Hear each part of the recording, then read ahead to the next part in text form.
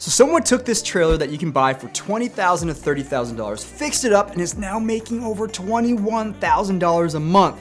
And there's plenty of other stories just like this one. This video is all about how people are taking cheap properties and structures and truly becoming rich off of them. Let's talk about it.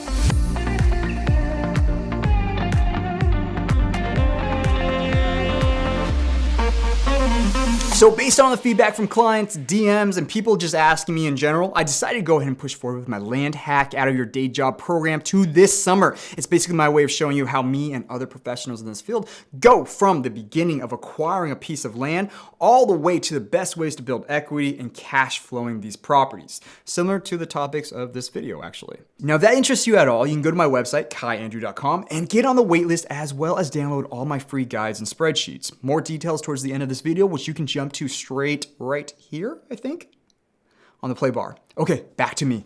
So I already made a few videos showing how my friends, clients, and including myself, are making FIRE type of income off of relatively cheap and inexpensive rental structures and homes. By the way, FIRE stands for Financially Independent Retired Early, for those who are not in the know. Now you are. And you may think I just cherry picked my clients and friends for those videos as samples. Oh, no. Here's just a brief search on Airbnb and me putting on my guesstimation builder hat and estimating the cost of these bad boys here. So the first one up is a container home in Utah that I would estimate that's about $15,000 to $20,000 from my experience, and it is bringing in over $3,500 a month. Not too shabby of a return. Now let's take a look at the second one here, which is a tiny cabin that cannot cost more than about $20,000 to $25,000 again in Utah. That's bringing in over $4,400 a month. Not too bad. Now let's take a look at this third one where we're really ramping things up. This is a beautiful yurt with amazing reviews that it costs probably between the $20,000 to $25,000 range again. And it makes $6,400 a month, or also equivalent to $75,000 a year. That's not too bad of a salary. Now, jumping up to a whole nother level is this safari tent build that cost, I'm estimating, between $20,000 to $25,000 again.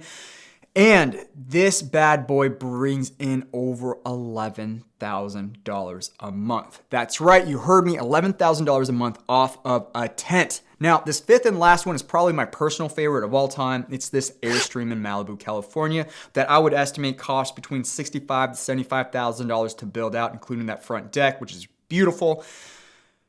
That is making $21,000 a month off one trailer, or roughly $900 a night, with nearly a 5-star review and over 100, almost 200 reviews on the site, which means that's well established and very well received. I would guesstimate that it is probably somewhere around the 70 to 80% occupancy rate. Mwah. Now, another way to look at all of this is that these structures are pulling in monthly revenues equivalent to a mortgage for a home that's between $1 million to $5 million. That's right, these structures that are somewhere between the $20,000 to $50,000 to build out range are making as much as $1 million to $5 million mortgage. The economics of these cheap rentals are absolutely insane, and I use the word cheap very loosely and with all due kindness because these are inexpensive, cheap rentals that are absolutely killing it and are very high quality. But guess what the payout period is? And by the way, payout is basically when you recoup the cost of your initial investment. These structures reach payout within 1.5 to 4 months, less than half a year. So you may make back your initial sunk investment in a couple months. Great. You may be asking, well, what's my ROI? Because I've made like 100 to 200% on Bitcoin, Dogecoin, YOLO. Cute. Here are the ROIs for the listings that I just showed you.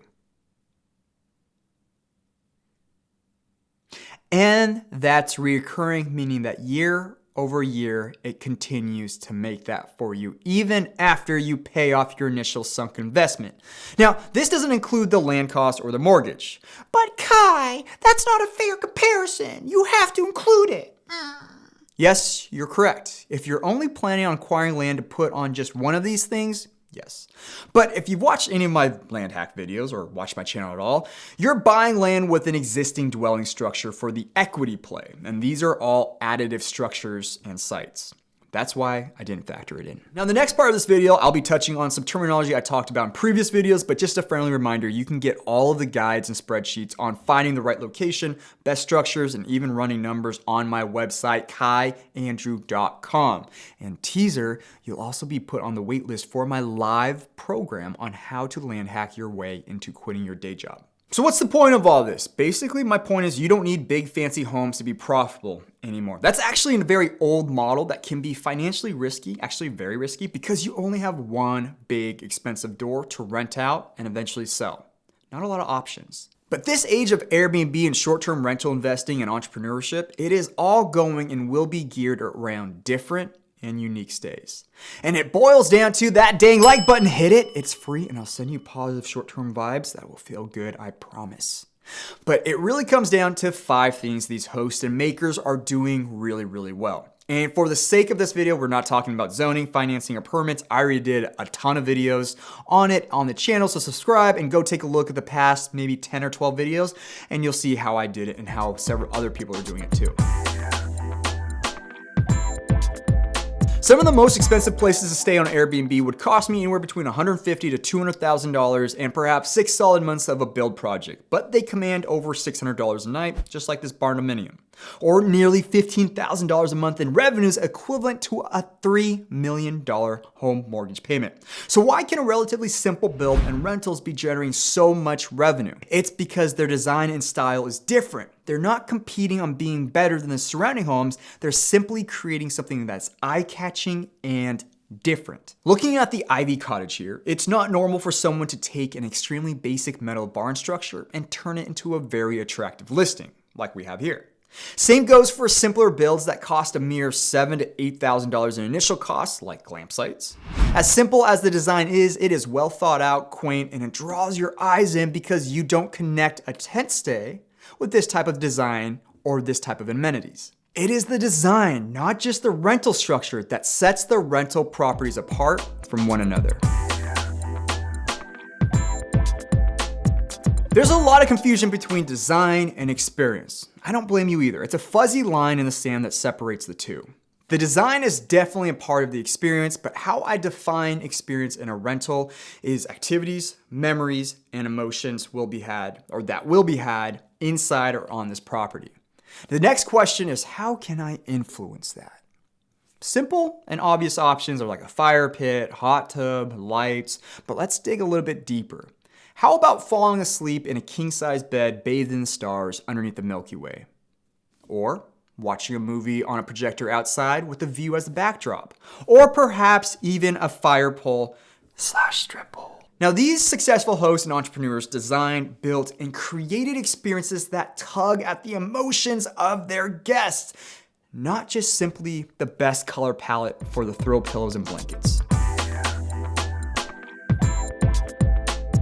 In the YouTube world, it's called your audience. In business, it's your customers. In the short-term rental world, it's your guests. And they dictate your fate when it comes to success or failure. They'll determine the 3 critical forces of your listing success: nightly rate, occupancy rate, and your star rating. Without those 3 things, you're basically doomed. That's why we as hosts and entrepreneurs must cater, design, and build an experience around the specific guests who we want to come to our rentals and are traveling into our area. The hard part here is not being too narrow or too broad in your definition of your guests that you box out the group that you're really after.